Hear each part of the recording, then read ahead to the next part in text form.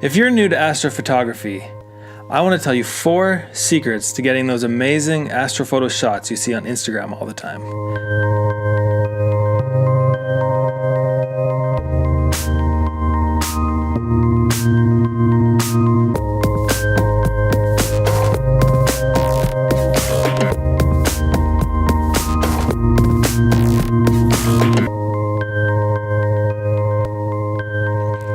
Let me be the first to say, I'm not a professional. I'm just a guy that likes taking pictures and got into photography because he wanted to capture some of those amazing astrophoto shots you see all the time with the Milky Way just stretching forever. One of the reasons I started taking pictures is because I wanted to nail some of those astrophoto shots. If that's you, then you've come to the right place, and hopefully I can give you some tips to help you along. So here we go, let's dive in. Secret number 1.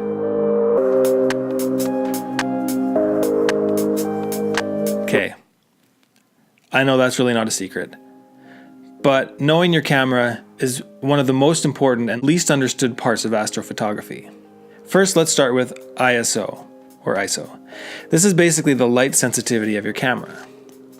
If you're shooting a picture out in a sunny day and you got it set to automatic, your ISO is going to come in somewhere around 100. It's going to be really low because it's so bright and there's so much light out there. In astrophotography, we're trying to get as much of the light that's out there into our camera. We're trying to capture as much light. So the light sensitivity has to be turned up really high. But the problem is you can't just crank it all the way up. If you do that, your picture is going to look like the inside of a bag of rice. Because with high ISO comes high noise. So there's a balancing act that you got to find for your camera and for all your settings to see what you can get away with comfortably and what looks the best. It really comes down to personal taste. Now, full frame sensors, they're bigger and they're more sensitive to low light. If you're like me and you just got into this, you probably have a crop sensor and it's not the best, but you can still get those amazing shots if you know what you're looking for. This picture was my first attempt at trying to capture the Milky Way. It was shot at 6400 ISO with a crop sensor and my stock lens. And it's good enough for social media. If you zoom in, it's pretty noisy, but you work with what you got, right? You want to get the most light to your sensor, but with a reasonable noise level. Now, your lens has a huge effect on the amount of light that gets into your camera. You want the lowest f-stop that your lens can do, because that's the widest aperture and lets in the most light. You're going to want to get a lens that is 2.8 or lower to get the best results. But with your stock lens, 3.5 or whatever you have, you can still get those shots. Now, if you're able to and you're really serious about it, I recommend getting a faster lens. And I just picked up this Samyang 14mm f2.8, and it works really well, and it's a budget lens. Many photographers use this lens or lenses like this as their go-to lens. Now that brings us to shutter speed. Now the longer your shutter's open, the more light gets into your sensor, and the more you can capture of the Milky Way. But of course there's a catch. The Earth is rotating.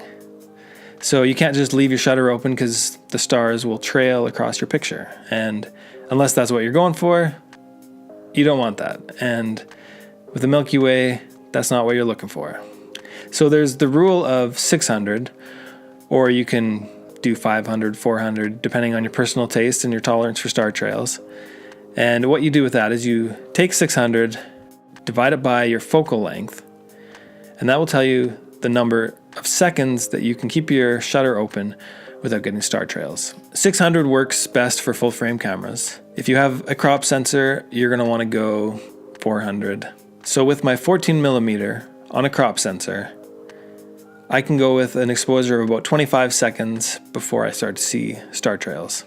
Even at 25 seconds, you still see it.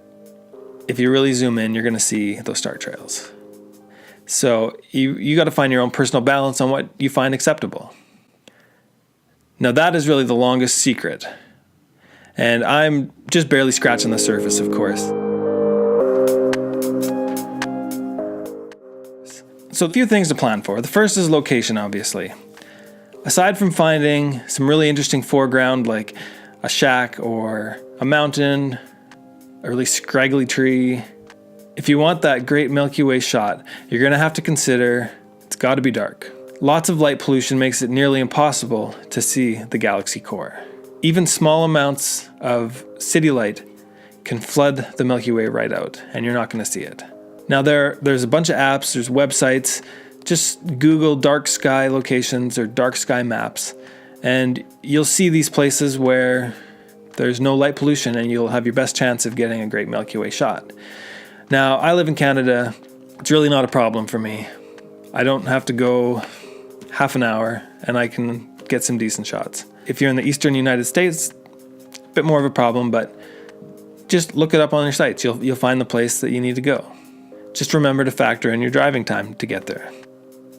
Now you'll also have to account for the moon. A full moon will wash out the Milky Way. Apps like Sky Portal or Skyview will allow you to see when the moon sets, when the moon rises, what phase the moon is in. It helps you to plan out when those days are that you'll have your best chance of getting that shot.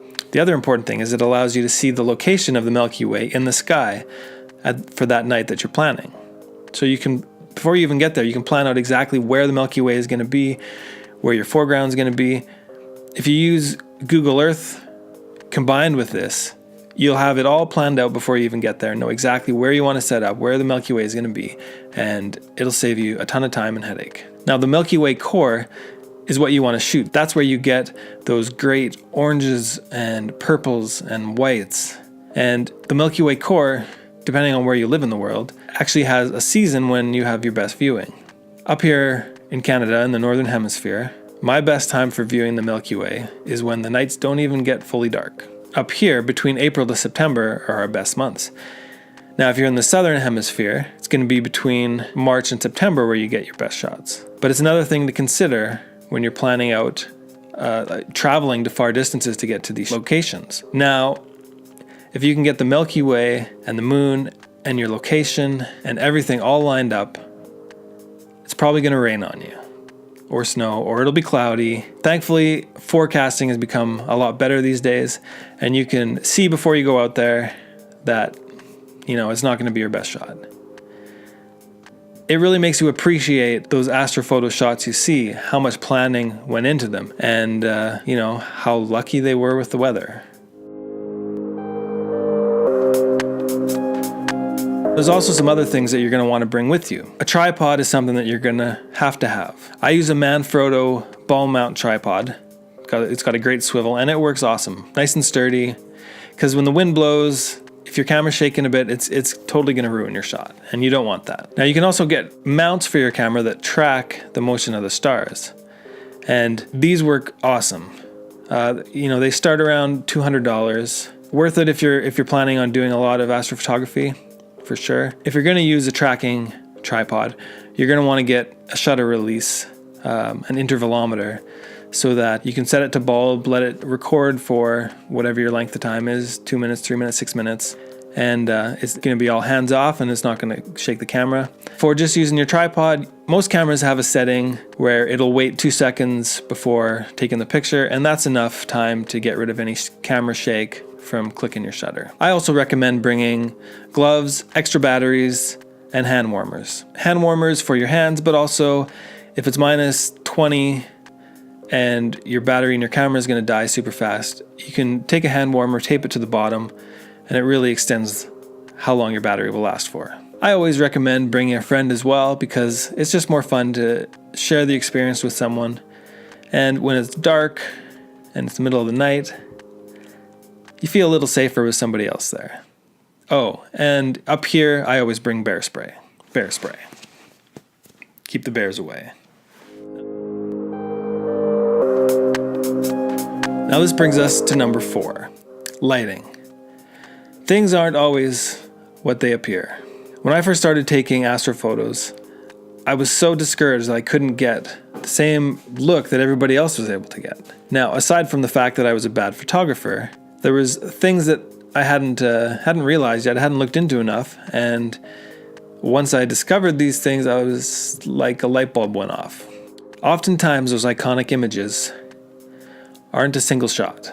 Sometimes they are, but oftentimes what photographers will do is they'll arrive there early in blue hour, the hour after sunset, and they'll capture a picture of the foreground with a nice blue and lots of detail. Then they'll wait an hour and a half until it's dark and the Milky Way is where they want it, or however long it takes for them. And then they take their picture of the Milky Way.